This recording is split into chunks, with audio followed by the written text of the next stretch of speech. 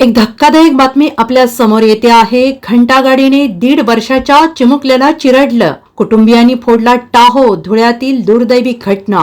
धुळे येथील सुभाषनगर परिसरातून धक्कादायक बातमी एक समोर येते आहे आणि धुळे महापालिकेच्या घंटागाडीने 1.5 वर्षाच्या चिमुकल्याला चिरडलेला आहे आणि यामुळे परिसरात एकच खळबळ उडाली असून चिमुकल्याच्या आई वडिलांनी टाहो फोडला आहे। तसेच परिसरातील नागरिकांनी या घटनेबाबत रोष व्यक्त केला आहे।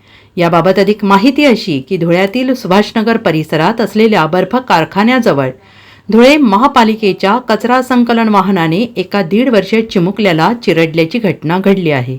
या अपघातात 1.5 वर्षीय चिमुकल्याचा जागीच मृत्यू झाला आहे। दरम्यान जुने धुळे परिसरातील नागरिक आणि चिमुकल्याच्या कुटुंबियांनी रोष व्यक्त केला असून घटनेची माहिती मिळताच पोलीस घटनास्थळी दाखल झालेले आहेत।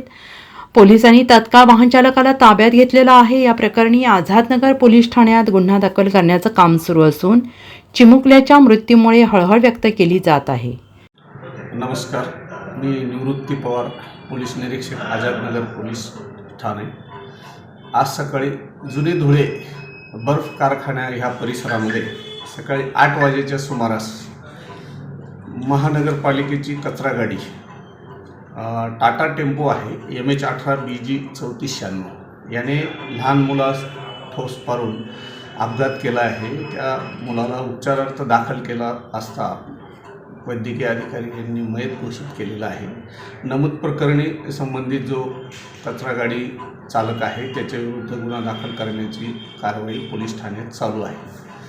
माझी सर्व चालकांना विनंती आहे की त्यांनी शहरामध्ये विशेषत्वाने गर्दीच्या परिसरामध्ये वाहन चालवताना अतिशय काळजी घ्यावी, जेणेकरून कोणत्याही प्रकारचा छोटा अथवा मोठा कोणताही अपघात होता कामा नये, ही माझी चालकांना विनंती आहे। सकाळी घंटा गाडी आली, पोरगा बाहेर घेऊन आलता।